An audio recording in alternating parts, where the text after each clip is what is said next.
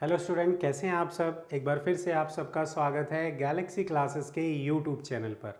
एक बार फिर मैं राहुल कुमार आपके साथ जुड़ चुका हूं और हम बात कर रहे हैं आगाज बैच जो स्पेशल बनाया गया है एसएससी सीजीएल के लिए। यदि आपने टारगेट किया हुआ है एसएससी सीजीएल 2024 तो आप बिल्कुल सही जगह पे आए हुए हैं। ये प्लेटफॉर्म आपको निःशुल्क प्रोवाइड कर रहा है एक ऐसा बैच जिसमें आपको हर सब्जेक्ट की क्लासेस मिलने वाली है और वो भी विदाउट एनी फी, विदाउट एनी चार्ज। ये बैच बिल्कुल निःशुल्क है। तो आप इस सेशन को उन दोस्तों को भी शेयर कीजिए जो किसी कारणवश ज्वाइन नहीं कर पाए हैं या जो किसी कारणवश टाइम नहीं निकाल पाते हैं किसके लिए, ऑफलाइन क्लासेस के लिए। तो उन सभी दोस्तों को, उन सभी स्टूडेंट को भी आप इस सेशन को शेयर कीजिए, इस क्लास के बारे में बताइए। यूट्यूब पे यूँ तो आपने बहुत सारी क्लासेस देखी होंगी, बट उन क्लासेस में आपको कंप्लीट सिलेबस नहीं मिलता है, कंप्लीट टॉपिक नहीं मिलते हैं, कुछ ना कुछ चीज़ें मिस होती है। तो गैलेक्सी क्लासेस आपको पहली बार ये एक्सक्लूसिव बैच दे रहा है और वो भी बिल्कुल फ्री है, बिल्कुल निःशुल्क है। इसमें कोई चार्ज नहीं देना आपको और बस आप अटेंशन करके इस क्लास को अटेंड कीजिए और बस इस क्लास में जुड़ जाइए। इसके में जो भी हम डिस्कस करने वाले हैं, पढ़ाने वाले हैं, आप बस उसे सही से अपनी नोटबुक में नोट करके रखिए। हर सब्जेक्ट को पढ़ाया जाएगा इसमें और मैं राहुल कुमार इसमें अभी जो पढ़ा रहा हूँ वो है इकोनॉमिक्स। आप देख रहे होंगे पीछे, आपको नज़र आ रहा होगा थंबनेल। हम डिस्कस करने वाले हैं आज मॉनेटरी पॉलिसी के बारे में, मौद्रिक नीति के बारे में। क्या है मॉनेटरी पॉलिसी, क्या है मौद्रिक नीति, इनसे जुड़े सभी इंपॉर्टेंट फैक्ट डिस्कस करेंगे जो आपके एग्जाम के पॉइंट ऑफ व्यू से होने वाले हैं, बहुत बहुत इंपॉर्टेंट। और साथ ही साथ हम उन क्वेश्चंस को भी डिस्कस करेंगे जिस टाइप के आपके एग्जाम्स में क्वेश्चंस प्रीवियस ईयर में पूछे गए हैं या आगे आने वाले एग्जाम्स में पूछे जाने की एक्सपेक्टेशन, संभावनाएं हैं। हर टॉपिक के साथ हम कुछ क्वेश्चंस भी आपके साथ डिटेल में समझते हैं जिससे कि साथ के साथ आपका एमसीक्यू सेशन का प्रैक्टिस भी हो जाए। ठीक है, फटाफट से सेशन शेयर कर दीजिएगा और इसके बारे में अपने उन दोस्तों को भी बताइएगा, वो दोस्त जो बेसिकली किसी कारणवश किसी बैच को ज्वाइन नहीं कर पाते हैं या पूरा कंप्लीट टाइम नहीं निकाल पाते हैं तो इसे देख सकते हैं वो। भाई हमने यूं तो कल की क्लास में डिस्कस किया ही था कि मॉनेटरी पॉलिसी बनाता कौन है, RBI, reserve bank of India के द्वारा मॉनेटरी पॉलिसी बनाई जाती है। आरबीआई मॉनेटरी पॉलिसी क्यों बनाता है, या अगर हम बात करें मॉनेटरी पॉलिसी का ऑब्जेक्टिव क्या होता है, मॉनेटरी पॉलिसी के उद्देश्य क्या है। तो यदि हम ऑब्जेक्टिव की बात करें, मॉनेटरी पॉलिसी के उद्देश्य की बात करें, क्या है उद्देश्य, तो ऑब्जेक्टिव सबसे पहला और इम्पोर्टेंट ऑब्जेक्टिव क्या है, सबसे पहला और इम्पोर्टेंट ऑब्जेक्टिव है कि जो मॉनेटरी पॉलिसी है ना, इसके थ्रू इन्फ्लेशन, इन्फ्लेशन का मतलब क्या होता है भाई, मुद्रास्फीति, मुद्रास्फीति को कंट्रोल में रखना, इन्फ्लेशन को कंट्रोल में रखना, ना तो वहां पे ध्यान रखना इन्फ्लेशन को बहुत ज़्यादा नहीं होने देना। अगर हम बात करें हमारी अर्थव्यवस्था में, भारत की अर्थव्यवस्था में 4% से 6% तक, या यूं कहें अप टू 6% जो इन्फ्लेशन का रेट होता है वो हमारी अर्थव्यवस्था, हमारी इकोनॉमी के लिए बेहतर होता है, बेस्ट स्टेज होती है। एक ऐसी स्टेज जहां पे हम ये कह सकते हैं कि ये एक ऐसी स्टेज है जहां पे हमारे देश में, हमारे देश की इकोनॉमी ग्रो करेगी और वो इन्फ्लेशन हमारे लिए बेनिफिशियरी होगा, फायदेमंद होगा। लेकिन जैसे ही 6% से ज़्यादा महंगाई दर बढ़ती है वो समस्याएं लेकर आती है और उस इन्फ्लेशन रेट को हमें करना होता है कंट्रोल, और कंट्रोल करने की जिम्मेदारी गवर्नमेंट ने सौंपी है किसको, आरबीआई को। और आरबीआई उसे कंट्रोल करने के लिए कौन सी पॉलिसी बनाता है, मॉनेटरी पॉलिसी, मौद्रिक नीति। सेकंड थिंग अगर हम बात करें तो दूसरा अनएम्प्लॉयमेंट यानी बेरोजगारी, या फिर ध्यान रखना हम कह सकते हैं रिसेशन। रिसेशन, रिसेशन का मतलब होता है मंदी, और जब रिसेशन आएगा मंदी आएगी, जब रिसेशन आएगा मंदी आएगा, भारत की ग्रोथ रेट कम होगी तो उसकी वजह से जो सिचुएशन क्रिएट होगी वो कहलाएगी अनएम्प्लॉयमेंट, बेरोजगारी। भारत में इसके बाद थर्ड, करेंसी के एक्सचेंज रेट को स्टेबल रखने के लिए ये इन्फ्लेशन को कंट्रोल करता है, मुद्रास्फीति को कंट्रोल करता है, और ये सारी रिस्पॉन्सिबिलिटी आरबीआई के पास होती है और आरबीआई इन्हें कंट्रोल करने के लिए ही मॉनेटरी पॉलिसी बनाता है। And fourth thing, economic stability, आर्थिक स्थिरता, इकोनॉमिक स्टेबिलिटी, आर्थिक स्थिरता, आर्थिक स्थिरता। ये जो आर्थिक स्थिरता है, इकोनॉमिक स्टेबिलिटी है, ये क्यों बनाई जाती है? ये क्यों बनाई जाती है आर्थिक स्थिरता, इकोनॉमिक स्टेबिलिटी? ये इसलिए बनाई जाती है ताकि वहाँ की जो बेसिकली किसी भी कंट्री में ना तो महंगाई ज़्यादा हो और ना कम हो, ना वहाँ पे इन्फ्लेशन ज़्यादा हो और ना ही रिसेशन। इन दोनों की स्थिति को कंट्रोल करना है, प्राइस को कंट्रोल करना है, महंगाई नहीं बढ़ने देनी है। ये सब काम किसके हैं? मॉनेटरी पॉलिसी के। ये मॉनेटरी पॉलिसी का ऑब्जेक्टिव है। नेक्स्ट हम बात करने वाले हैं मॉनेटरी पॉलिसी बनाता कौन है। मॉनेटरी पॉलिसी कौन बनाता है? तो रिजर्व बैंक ऑफ इंडिया यानी कि आरबीआई के द्वारा मॉनेटरी पॉलिसी बनाई जाती है। अगर आपसे पूछे जाए कि आरबीआई का काम क्या है, आरबीआई का काम है मॉनेटरी पॉलिसी बनाना। अच्छा, मॉनेटरी पॉलिसी बनाने के लिए आरबीआई एक कमेटी सेटअप करता है और उस कमेटी को उसने क्या नाम दिया हुआ है? मॉनेटरी पॉलिसी कमेटी, जिसे हम हिंदी में बोलते हैं मौद्रिक नीति समिति। मौद्रिक नीति समिति या जिसे हम बोलते हैं एमपीसी, मॉनेटरी पॉलिसी कमेटी। इसमें जो टोटल मेंबर होते हैं, टोटल मेंबर, उनकी संख्या होती है 6, जिसमें से 3 मेंबर आरबीआई के द्वारा और 3 ही मेंबर गवर्नमेंट ऑफ इंडिया के द्वारा अपॉइंट किए जाते हैं। इस प्रकार से इसमें कुल सदस्यों की संख्या, कुल मेंबर्स की संख्या कितनी होती है? 6 होती है। और इसका चेयरपर्सन कौन होता है? चेयरपर्सन यानी इसका हेड कौन होगा, चेयरमैन कौन होगा? वो होगा गवर्नर ऑफ आरबीआई। जो भी आरबीआई का मौजूदा गवर्नर होगा, रिजर्व बैंक ऑफ इंडिया का मौजूदा गवर्नर होगा, वही इस मॉनेटरी पॉलिसी कमेटी का हेड होता है। एक साल में मॉनेटरी पॉलिसी को 4 से 6 बार रिवाइज किया जा सकता है, 6 to 6 times. 4 to 6 times monetary policy को एक साल में रिवाइज किया जा सकता है। मॉनेटरी पॉलिसी जिसे हम हिंदी में कहते हैं मौद्रिक नीति समिति, मौद्रिक नीति समिति। तो भाई फटाफट से इसे देख लो। ये जो मौद्रिक नीति समिति है, इसमें कुल सदस्यों की संख्या होती है 6, जिसमें से 3 आरबीआई के द्वारा और 3 ही गवर्नमेंट ऑफ इंडिया के द्वारा अपॉइंट किए जाते हैं। इस समिति का अध्यक्ष कौन होता है, हेड कौन होता है? जो भी आरबीआई का गवर्नर होगा, और इसका कार्यभार, इसकी रिस्पॉन्सिबिलिटी जो डेप्यूटी गवर्नर्स होते हैं उनमें से किसी एक डेप्यूटी गवर्नर को सौंप दी जाती है और उसे इसका चार्ज दिया जाता है, जो क्या कहलाता है? डायरेक्टर कहलाता है। आई थिंक आपको ये मॉनेटरी पॉलिसी कमेटी का भी किस्सा समझ में आ गया होगा। मॉनेटरी पॉलिसी कमेटी जिसका काम होता है मॉनेटरी पॉलिसी बनाना, और ये हर, अगर हम बात करें, ध्यान रखना, बेसिकली क्वार्टरली बेसिस पे या फिर हर 2 महीने के बाद भी ये रिपोर्ट जारी करता है, जिसमें ये मॉनेटरी पॉलिसी से जुड़े हुए कुछ चीज़ें डिफाइन करता है, जिसमें ये बताता है कि मार्केट में जो इंटरेस्ट रेट है उसमें कोई बदलाव होगा या नहीं होगा। ये डिपेंड करता है किसके ऊपर? इन्फ्लेशन के ऊपर। यदि इन्फ्लेशन हमारा स्टेबल है, कंट्रोल में है, तो हम कोई परिवर्तन नहीं करने वाले हैं, लेकिन यदि वो स्टेबल नहीं है, कंट्रोल में नहीं है, तो हम उसमें परिवर्तन करते हैं, बदलाव करते हैं। ठीक है, तो ये था आपका मॉनेटरी पॉलिसी कमेटी।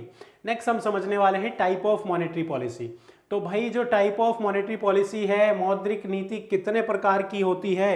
मौद्रिक नीति 2 प्रकार की होती है, एक कॉन्ट्रैक्शनरी मॉनेटरी पॉलिसी और दूसरा एक्सपेंशनरी मॉनेटरी पॉलिसी। ध्यान रखना, ठीक है भाई। Contractionary monetary policy, expansionary monetary policy, इन दोनों का इस्तेमाल कब किया जाता है? एक का इस्तेमाल किया जाता है इन्फ्लेशन को कंट्रोल में लाने के लिए, और दूसरे का रिसेशन की स्थिति से बाहर निकलने के लिए। ध्यान रखना, ठीक है। इन दोनों का यूज कब किया जाता है? सबसे पहले हम बात करेंगे contractionary monetary policy. Contractionary monetary policy, तो ध्यान रखना, यदि हम कॉन्ट्रैक्शनरी की बात करें, इसका यूज कब किया जाता है, इसी को मैं आपको समझाता हूं। इसका इस्तेमाल कब किया जाता है? तो ये जो कॉन्ट्रैक्शनरी मॉनेटरी पॉलिसी है, इसका इस्तेमाल कब किया जाएगा? जब मार्केट में,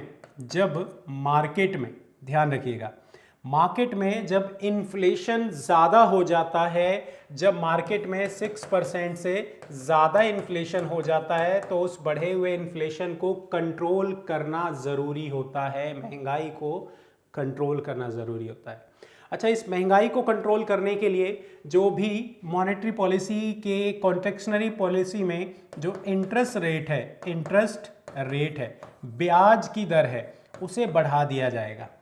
जैसे ही इंटरेस्ट रेट बढ़ेगा, जैसे ही मॉनेटरी पॉलिसी कमेटी में मॉनेटरी पॉलिसी के द्वारा इसमें इंटरेस्ट रेट बढ़ा दिया जाएगा, तो मार्केट में जो मनी सप्लाई है, मनी सप्लाई या फिर मनी का फ्लो, वो क्या होने लगेगा, कम होने लगेगा भाई। अच्छा, अगर हम बात करें आरबीआई अपनी ब्याज की दरों को बढ़ाएगा तो जितने भी बैंक होंगे उन्हें महंगा लोन मिलेगा, इंटरेस्ट ज़्यादा देना पड़ेगा, जिससे वो मार्केट से अब लोन लेना कम कर देंगे या फिर आरबीआई से लोन लेना कम कर देंगे। और जब आरबीआई से कम लोन लेंगे तो मार्केट में जो मनी सप्लाई है वो कम होगी। जाहिर सी बात है, क्यों? क्योंकि इंटरेस्ट रेट ज़्यादा कर दिया है, और जब कोई भी बैंक आरबीआई के पास लोन लेने जाएगा तो उसे बढ़े हुए इंटरेस्ट रेट पर लोन मिलेगा। अब आप बताओ, क्या वो कस्टमर को अब पुराने इंटरेस्ट रेट पे लोन देगा? नहीं, वो भी इंटरेस्ट रेट बढ़ाएगा, और जब वो इंटरेस्ट रेट बढ़ाएगा तो पब्लिक लोन लेना कम कर देगी, और जब पब्लिक लोन लेना कम कर देगी तो मार्केट में जो मनी का फ्लो है वो धीरे धीरे कम होने लगेगा, जिससे मार्केट में स्टेबिलिटी आनी स्टार्ट हो जाएगी, और वो जो इन्फ्लेशन बढ़ रहा था वो इन्फ्लेशन कंट्रोल में आ जाएगा, धीरे धीरे कम होने लगेगा। धीरे धीरे क्या होने लगेगा? कम होने लगेगा। अगर हमारे देश में महंगाई ज़्यादा हो रही है, दोबारा समझना, अगर हमारे देश में महंगाई ज़्यादा हो रही है, जब भारत में महंगाई होती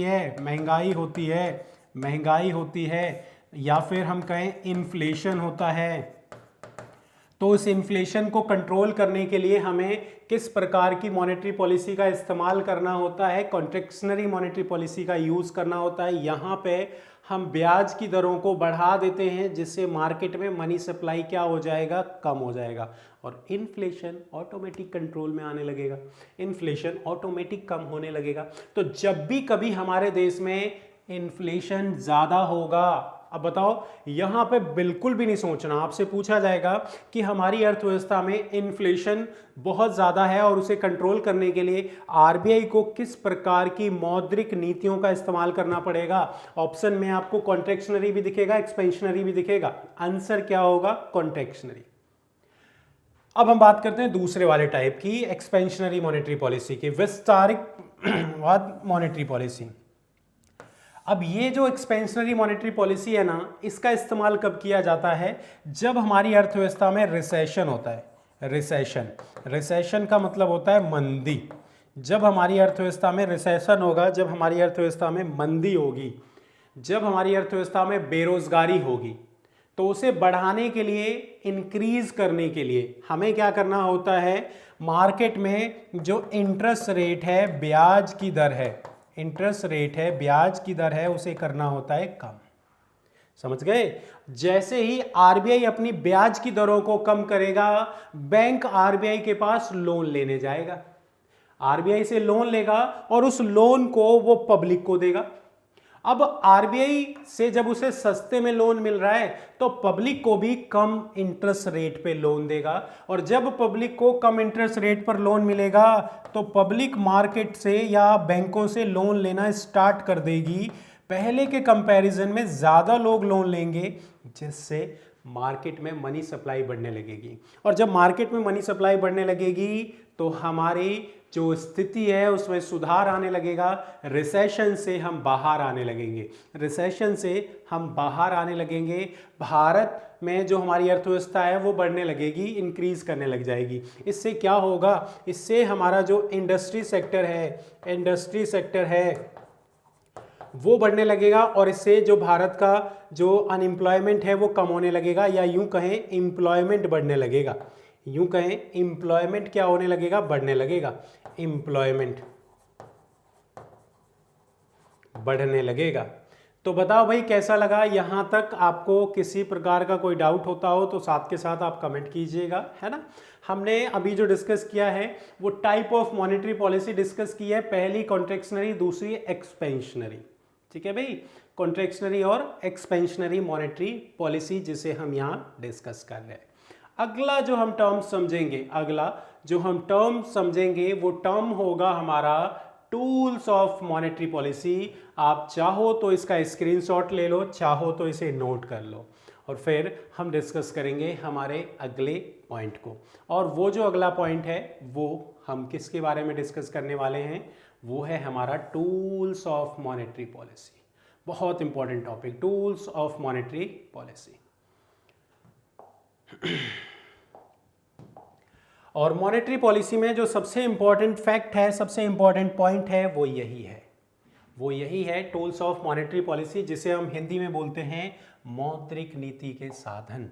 मौद्रिक नीति के साधन, इसे क्या बोला जाएगा, मौद्रिक नीति के साधन, ध्यान रखना, ठीक है भाई, मौद्रिक नीति के साधन।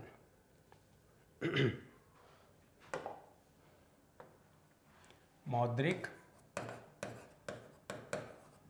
नीति के साधन।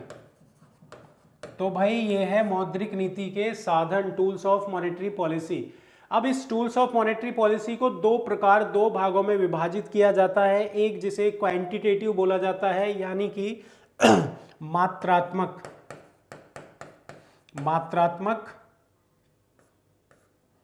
और दूसरा जिसे बोला जाता है क्वालिटेटिव, जिसे बोला जाता है हिंदी में गुणात्मक। ठीक है भाई, तो ये जितनी भी क्वांटिटेटिव पॉलिसी होती है इसका संबंध मनी से होता है, मनी सप्लाई से होता है। मार्केट में मनी सप्लाई को कंट्रोल करने के लिए, मार्केट में मनी सप्लाई को यदि कंट्रोल करना है तो आरबीआई किस प्रकार की मॉनेटरी पॉलिसी का यूज करता है, क्वांटिटेटिव पॉलिसी का यूज करता है। और मार्केट में बैंकों की स्थिति में सुधार लाने के लिए, बैंकों की क्वालिटी को इंप्रूव करने के लिए वो किस प्रकार के टूल्स का इस्तेमाल करता है, वो है क्वालिटेटिव। भाई एक बार आप इसे लिख लो फटाफट से, मैं एक बार इनके इंटरेस्ट रेट लिख देता हूं। सबसे पहले आप ध्यान रखना वर्तमान में जो CRR है वो है 4%, SLR 4.5%।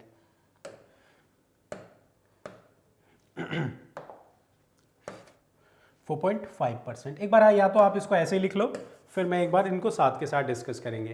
पहला हमने लिखा है CRR, जिसे हम बोलते हैं कैश रिजर्व रेशो।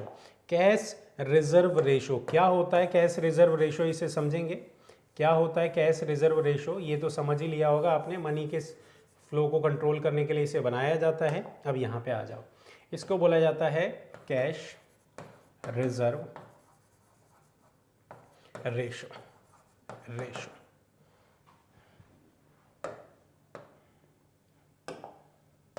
और ये है SLR यानी statutory liquidity.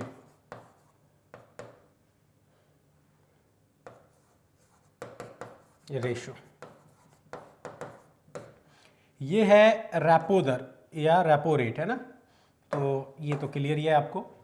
CRR cash reserve ratio, SLR statutory liquidity ratio, और repo rate, reverse repo rate, bank rate, MSF, OMO, इनके करंट रेट लिख लो। ये है 4.5%, ये है आपका 4.5%, 4.5%, ये है 18%, यह है 6.5%, यह है 3.35%, यह है 6.5%, सॉरी 6.75%, और ये भी है 6.75%। ठीक है, नहीं समझ में आ रहा हो तो मैं एक बार इसको साफ साफ दोबारा से लिखते हैं। 6.75%, ये भी है 6.75%।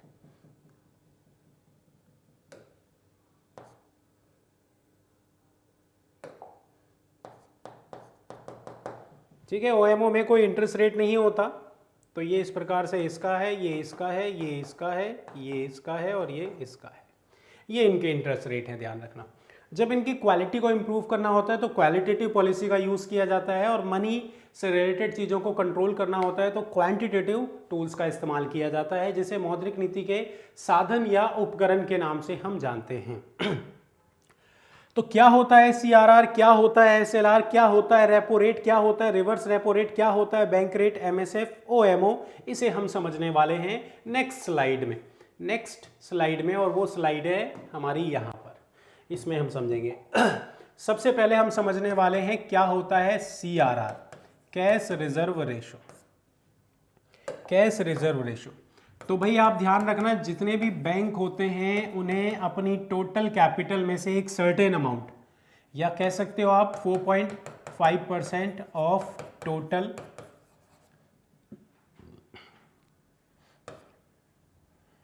कैपिटल, और टोटल कैपिटल को एनडीटीएल भी बोला जाता है। ये डिपॉजिट करते हैं या फिर कह सकते हो रिजर्व रखते हैं किसके पास, आरबीआई के पास, और एज अ सिक्योरिटी, सुरक्षा के रूप में, अपनी सिक्योरिटी के रूप में रखते हैं। वर्तमान में जो सीआरआर है, दोबारा से समझना, जितने भी बैंक होते हैं उन्हें अपनी टोटल कैपिटल का एक सर्टेन अमाउंट, और वो है 4.5%, डिपॉजिट करना होता है, या यूं कह ले रिजर्व रखना होता है आरबीआई के पास, और वो उसके अगेंस्ट उसे सुरक्षा सिक्योरिटी देने का प्रॉमिस करता है आरबीआई। इसी को हम सीआरआर कहते हैं। और ये ध्यान रखना, जितने भी बैंक होते हैं ये सभी बैंकों को, सभी कमर्शियल बैंकों को आरबीआई के पास इसे जमा करना ही पड़ता है, ठीक है। इसके ऊपर कोई इंटरेस्ट नहीं मिलता। तो आप एक और फैक्ट लिखना, नो इंटरेस्ट ऑन सीआरआर। अब अगला जो हम डिस्कस करने वाले हैं वो है हमारा एसएलआर, जिसकी फुल फॉर्म क्या है, statutory liquidity ratio. Statutory liquidity ratio ये क्या होता है, जितने भी बैंक होते हैं ना, अब उन्हें एक certain amount 18% of total capital. भाई देखो, ये दोनों ना सीआरआर और एसएलआर ये किसके कंट्रोल में होता है, आरबीआई के कंट्रोल में होता है। आरबीआई कहता है आपको अपनी टोटल कैपिटल का एक सर्टेन अमाउंट तो मेरे पास रिजर्व करना पड़ेगा, और एक सर्टेन अमाउंट आपको अपने पास भी रखना पड़ेगा, ताकि भविष्य में कभी ऐसे हालात आ जाएं तो उस वक्त आप उसे लड़ने के लिए आपके पास एक कैपिटल, एक पूंजी उपलब्ध होनी चाहिए। सीआरआर जिसे वो आरबीआई के पास रखता है, एसएलआर जिसे वो अपने पास रखेगा। बैंक ये कितना रखता है, 18% ऑफ टोटल कैपिटल। ये रिजर्व रखता है, रिजर्व कहां पे, तो इटसेल्फ अपने स्वयं के पास, खुद के पास रखता है रिजर्व। इटसेल्फ अपने खुद के पास रिजर्व रखता है इटसेल्फ। एसएलआर जिसे हम कहते हैं स्टैच्यूटरी लिक्विडिटी रेशो कहते हैं, जिसे ध्यान रखना, ठीक है भाई। और वर्तमान में ये कितना है, 18%। अच्छा, जो ये सीआरआर है ना, इसे मेंटेन करने का एक ही तरीका है, और वो है कैश। और एसएलआर को मेंटेन करने का क्या तरीका है, cash, gold and government securities. Cash, gold and government securities, gold and government securities. Government securities जिसे सरकारी प्रतिभूति कहते हैं, या जिसे हम बॉन्ड पेपर के नाम से जानते हैं, इसे बोलते हैं सरकारी प्रतिभूति या फिर बॉन्ड पेपर। जब भी गवर्नमेंट को पैसे की जरूरत होती है तो गवर्नमेंट सिक्योरिटी रेज करती है और मार्केट से पैसा उठा लेती है, और उसी गवर्नमेंट सिक्योरिटी के बिहाफ पे वो अपने पास एसएलआर जमा कर सकता है, या फिर ध्यान रखना वो लोन भी लेता है आगे चल के। सीआरआर क्या हो गया, एसएलआर क्या हो गया, ये चीज आपको समझ में आ गई। ये दोनों चीज ना डेली बेसिस पे मेंटेन की जाती है, और इसे कंट्रोल कौन करता है, आरबीआई कंट्रोल करता है। फटाफट से इसे नोट डाउन कर लें, इसका स्क्रीनशॉट ले लें। सीआरआर क्या है, एसएलआर क्या है, उससे आगे फिर हम डिस्कस करने वाले हैं। फटाफट से इसका स्क्रीनशॉट ले लें। अगला जो हम डिस्कस करने वाले हैं वो है हमारा रेपो रेट, है ना भाई। तो देखो इसके बारे में समझेंगे हम, रेपो रेट के बारे में। रेपो रेट जिसे बोला जाता है रेपो दर। तो ये होता क्या है, it is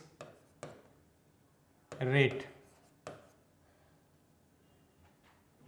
at which it is a rate at which all commercial bank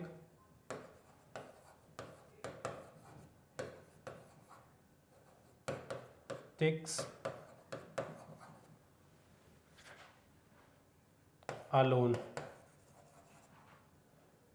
It is a rate at which all commercial bank takes a loan from RBI.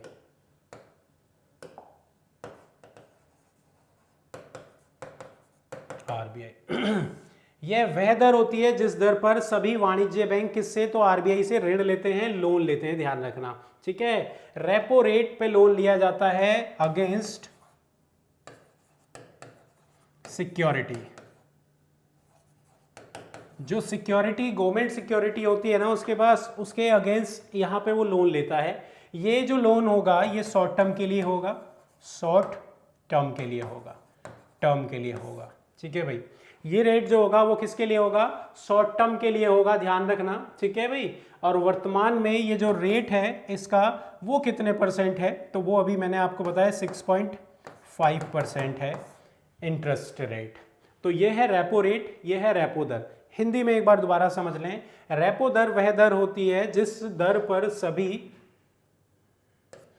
दर पर सभी वाणिज्य बैंक आरबीआई से ऋण लेता है सिक्योरिटी के बेहाफ पे, सिक्योरिटी को जमा करके, उसे रेपो दर बोला जाता है। यह लोन शॉर्ट टर्म के लिए होता है, अल्प अवधि के लिए होता है, और इस दर पर इसके ऊपर जो उसे इंटरेस्ट देना होता है वो 6.5% का देना होता है। ये होगा रेपो रेट, है ना। अच्छा, रेपो रेट के बाद बारी आती है किसकी, बैंक रेट की।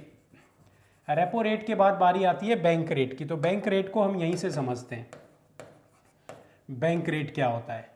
बैंक रेट में भी आप सेम डेफिनेशन लिख सकते हो, it is a rate at which all commercial bank takes loan loan from RBI, takes loan from RBI, ध्यान रखना, ठीक है। आरबीआई से लोन लेते हैं, और ये जो लोन होगा ये होता है, ये कहलाता है लॉन्ग टर्म का लोन, ये कहलाता है long term loan, long term.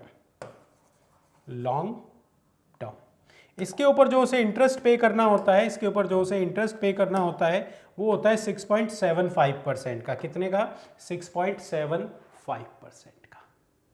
ये तो हो गया एक जिसे हम शॉर्ट टर्म लोन बोलेंगे वो होता है रेपो रेट, और एक जिसे हम लॉन्ग टर्म बोलेंगे वो होगा बैंक रेट।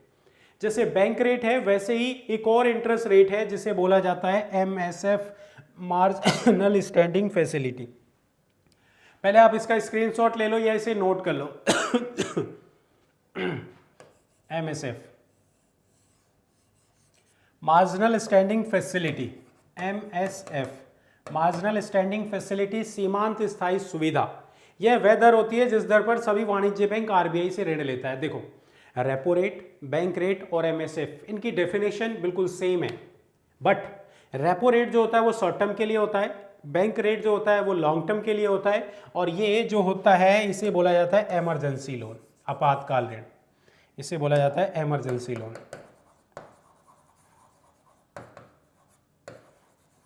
Emergency loan. अब ये लोन अगेंस्ट ध्यान रखना क्या होता है, सिक्योरिटीज। बट यहां पर एमएसएफ में हम एसएलआर वाली सिक्योरिटीज का भी इस्तेमाल कर सकते हैं, सिक्योरिटी का इस्तेमाल करते हैं, एसएलआर वाली सिक्योरिटीज का भी इस्तेमाल कर सकते हैं, ध्यान रखना। फॉर एग्जाम्पल, उसके पास यदि सिक्योरिटीज नहीं है रखने के लिए रिजर्व, तो जो एसएलआर में उसने सिक्योरिटी रिजर्व कर रखी है उसे वो गिरवी रख के लोन ले सकता है, और उस पर जो लोन मिलेगा वो एमएसएफ पे कहलाता है।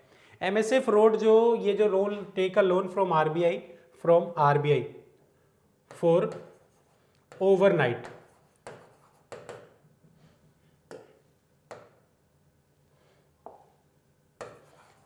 ये एक दिन के लिए, एक रात के लिए इस लोन को लिया जाता है फॉर ओवरनाइट, फॉर 24 आवर, और फॉर हम बात करते हैं अ डे, ठीक है। तो ये बेसिकली हमने बात करी है एमएसएफ की, एमएसएफ जिसका पूरा नाम है marginal standing facility, marginal standing facility, जिसे हम हिंदी में बोलते हैं सीमांत स्थायी सुविधा। ठीक है भाई, अब यहां तक मुझे नहीं लगता कोई दिक्कत होनी चाहिए। अभी हमने क्या पढ़ लिया, सीआरआर पढ़ लिया, एसएलआर पढ़ लिया, रेपो रेट पढ़ लिया, रिवर्स रेपो रेट पढ़ लिया, बैंक रेट पढ़ लिया। ठीक है भाई, सीआरआर पढ़ लिया, एसएलआर पढ़ लिया, रेपो रेट पढ़ लिया, बैंक रेट पढ़ लिया और एमएसएफ पढ़ लिया। अब जो हम डिस्कस करने वाले हैं इसे आप नोट कर लो, इसका स्क्रीनशॉट ले लो। और अब हम डिस्कस करने वाले हैं रिवर्स रेपो रेट की बात करेंगे। रिवर्स रेपो रेट जिसे बोला जाता है रिवर्स रेपो दर। रिवर्स रेपो दर ये क्या होता है? It is a rate at which all commercial bank bank deposit his surplus money from RBI. या फिर जब आरबीआई को पैसे की जरूरत होती है तो आरबीआई जिस इंटरेस्ट रेट पर लोन लेता है या जिस इंटरेस्ट रेट पर आरबीआई जो है वो पैसे लेता है, किससे? बैंकों से। सिंपल सी लैंग्वेज में आप इतना समझना, जब बैंकों के पास एक सरप्लस अमाउंट होता है, अधिक पैसा जमा होता है, तो उस पैसे को वो अपने पास ना रख के आरबीआई के पास रखता है। क्योंकि इस रिवर्स रेपो रेट की बात करें तो ये 3.35% का इंटरेस्ट रेट मिलता है इसके ऊपर। ठीक है, इसका इंटरेस्ट रेट मिलता है। या आप लिख भी सकते हो, it is a rate at which all commercial bank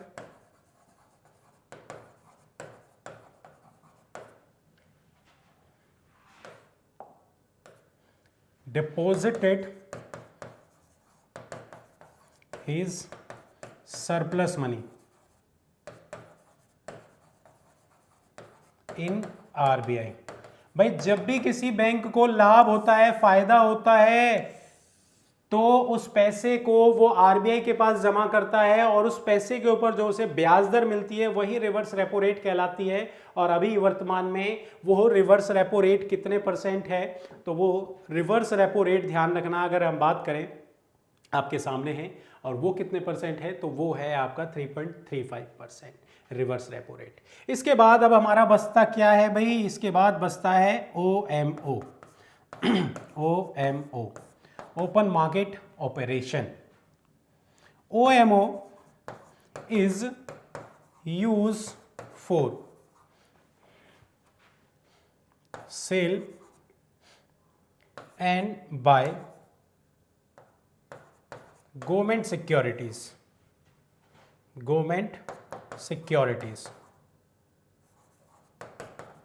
भाई सरकारी प्रतिभूति को खरीदने और बेचने के लिए, सरकारी प्रतिभूति को खरीदने और बेचने के लिए, सरकारी प्रतिभूति को खरीदने व बेचने के लिए,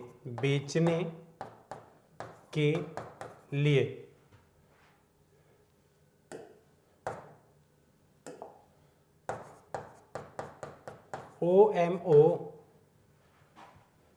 का इस्तेमाल किया जाता है।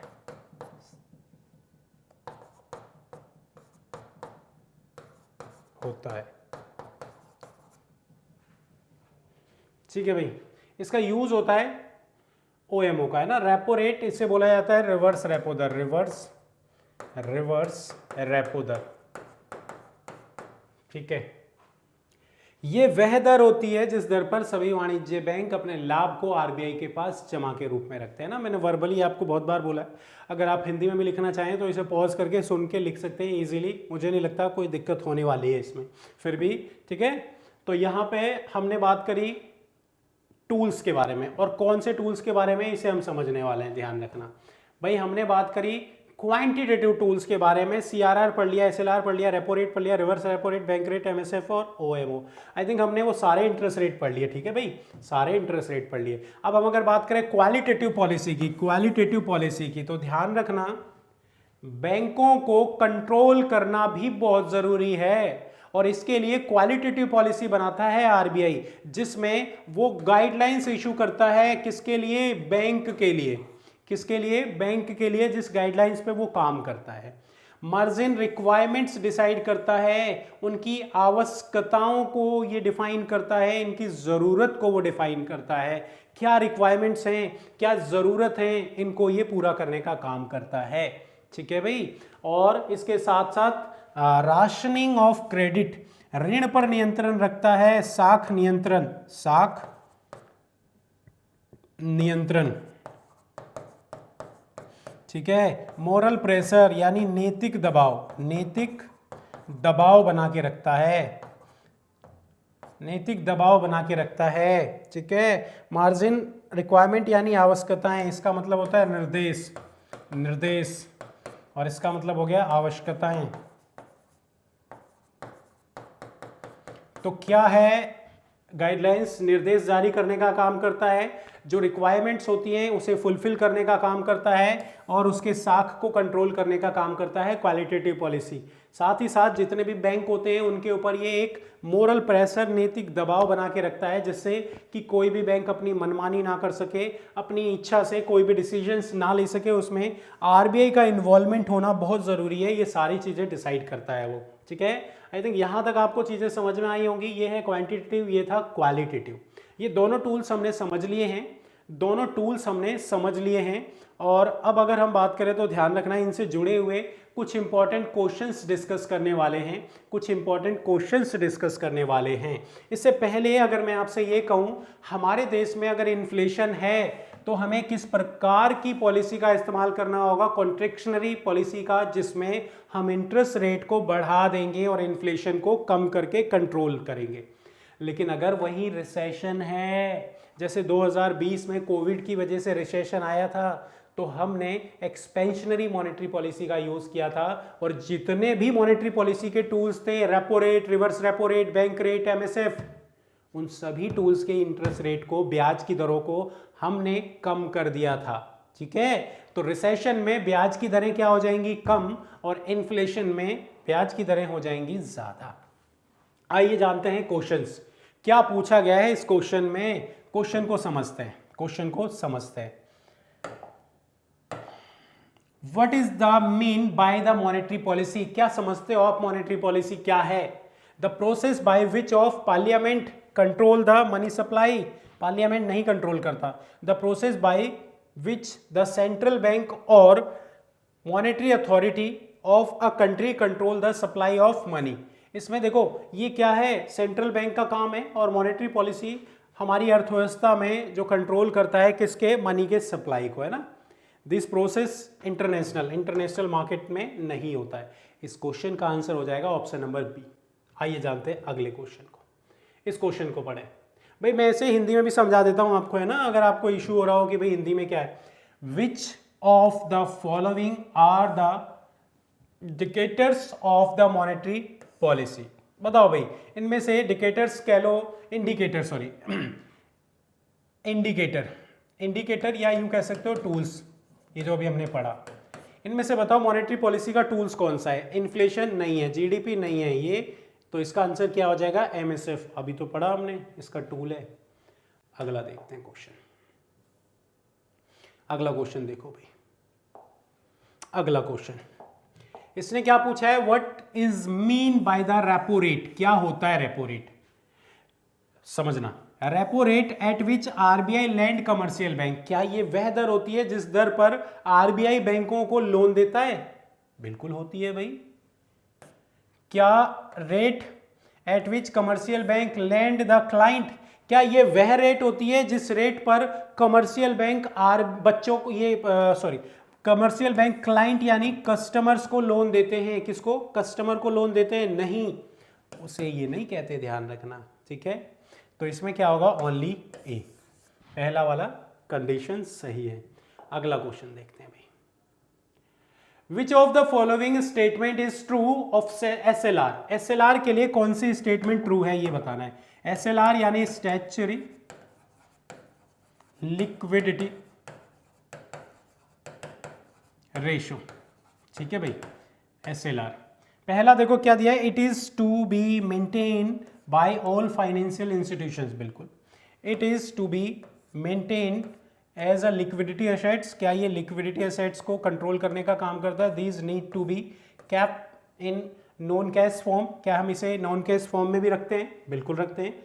अब देखो ये स्टेटमेंट भी सही नजर आ रही है, ये भी सही नजर आ रही है, ये भी नजर आ रही है, तो इसका आंसर क्या हो जाएगा? All of the above.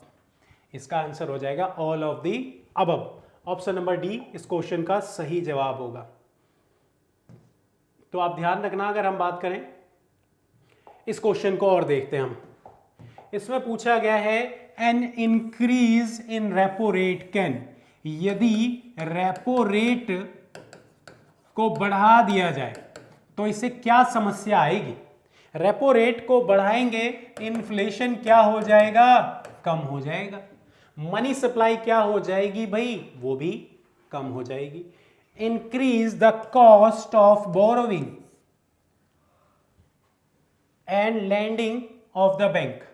बताओ भाई increase the cost of borrowing, जो वो उधार लेगा बैंक, उसकी लागत बढ़ जाएगी क्या? बिल्कुल बढ़ जाएगी। जब रेपो रेट बढ़ रहा है इसका मतलब बैंक को अब पहले से ज्यादा इंटरेस्ट देना पड़ेगा। Second thing, lending of the bank, और जो वो लोन देगा पब्लिक को, क्या उसके ऊपर भी इंटरेस्ट रेट बढ़ेगा? बिल्कुल बढ़ेगा। तो पहला स्टेटमेंट तो बिल्कुल सही है। दूसरा स्टेटमेंट डिक्रीज वाली तो कोई बात ही नहीं है, यहां पे ध्यान रखना, ओनली वन। इसका भी आंसर क्या हो जाएगा? Only one. स्टेटमेंट टाइप के क्वेश्चंस हमने बनाए हुए हैं, यहाँ पे ध्यान रखना। तो ये क्वेश्चंस हमने कुछ डिस्कस किए हैं जो कि एग्जाम बेस्ड हैं, और ये जो टॉपिक हमने आज डिस्कस किया था वो था मॉनेटरी पॉलिसी। तो आई थिंक हमने आज जो डिस्कस किया है वो है मॉनेटरी पॉलिसी, और कल की क्लास में हमने डिस्कस किया था आरबीआई और उसके functions. RBI and monetary policy वाला जो सेशन था, ये क्लास था हमारा, कंप्लीट हो गया है। नेक्स्ट डे में जो हमारी क्लास होगी उसमें हम डिस्कस करने वाले हैं फाइनेंस मार्केट के बारे में, और उस फाइनेंस मार्केट में पहले इंस्ट्रूमेंट की डिस्कस करेंगे, पहले जिसे हम दो पार्ट्स में डिवाइड करते हैं, money market and capital market. ठीक है, आज के लिए इतना ही था। आप सबका धन्यवाद जुड़े रहने के लिए। नेक्स्ट क्लास में हम फिर से मिलेंगे आपसे मॉर्निंग में 9 AM।